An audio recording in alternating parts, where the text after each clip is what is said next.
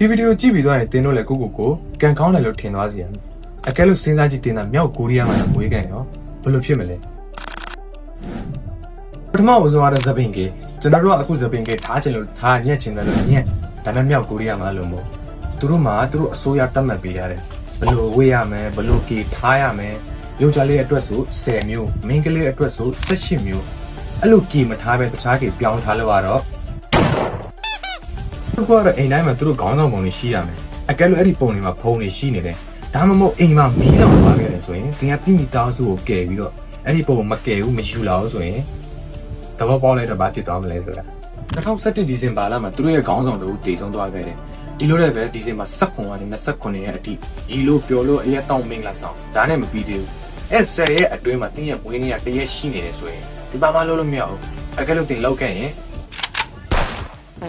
မြောက်ကိုရီးယားနိုင်ငံမှာ social media internet ဆိုတာဘာမှမရှိ TV တော့ရှိတယ်ဒါပေမဲ့အစိုးရပေးထားတဲ့ channel တွေပဲကြည့်လို့ရမယ်အကယ်လို့တင်ကနိုင်ငံခြားသချင်းတွေနိုင်ငံခြားဇာတ်ကားတွေကြည့်လို့ရတော့တင်သဘောပေါက်လိုက်တော့ဘာဖြစ်သွားမလဲဆိုဒီလိုနဲ့ပဲတစ်ခါတော့19နှစ်အရွယ်ကောင်လေးလူပေါင်းတောင်းချီရှိမှာအားလုံးဆိုတော့သူနိုင်ငံခြားသချင်းနားတော်ခဲ့လို့အကယ်၍တင်ကအပြစ်တစ်ခုခုကျူးလွန်ခဲ့တယ်ဆိုရင်တင်ရဲ့မျိုးဆက်30ကိုသူတို့အပြစ်ပေးမှဖြစ်တယ်ထားလိုက်ဥပမာတင်ရဲ့အဖေကအပြစ်လုပ်ခဲ့တယ်ဆိုရင်တင်ရဲ့ဖေ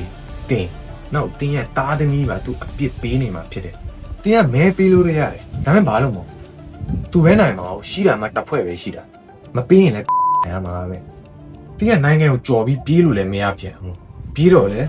ရမှာပဲ။ဘာလို့ဆိုအိမ်နီးချင်းနိုင်ငံဆိုလို့ South Korea ပဲရှိတယ်။ South Korea နဲ့မြောက်ကိုရီးယားကလည်းမတည့်ပြန်ဘူး။ဆိုတော့အကယ်လို့ထားလိုက်တင်ပြေးလို့လွတ်သွားခဲ့တဲ့ South Korea ဘက်ကိုရောက်သွားခဲ့တယ်ဆိုရင်တော့မှအဲ့ဘက်ကစစ်တပ်ကတင်းမြောက်ကိုရီးယားပြန်ပို့နေတာပဲဖြစ်တယ်။တင်းကဘာထူးလို့ပြီးပြီးတော့လည်းမလွတ်လာဘူးမြောက်ကိုရီးယားဘက်ကပြန်ရောက်လာတယ်ဆိုတော့တိရတိုင်းမှာပဲဘာဖြစ်မလဲဆိုတာ။ပြီးတော့မှနိုင်ငံရဲ့အကြောင်းဘာတစ်ခုမှပြောလို့မရဘူး။အကဲလို့သူပြောတာကြားလို့ကတော့စဉ်းစားကြည့်လိုက်ဘာဖြစ်သွားမလဲ။ကျွန်တော်ဗီဒီယိုအစအဆုံးကြည့်ပေးတဲ့အတွက်အကုန်လုံးကိုကျေးဇူးတင်ပါတယ်။နောက်လည်းကျွန်တော်ဒီလိုဗီဒီယိုလေးတွေဆက်တင်ပေးသွားမှာဖြစ်တယ်။အကဲလို့တင်တို့စိတ်ဝင်စားရင် follow နဲ့ share လေးလုပ်ပေးသွားကြပါ။အားလုံးကျေးဇူးတင်ပါတယ်နောက်ဗီဒီယိုမှာတွေ့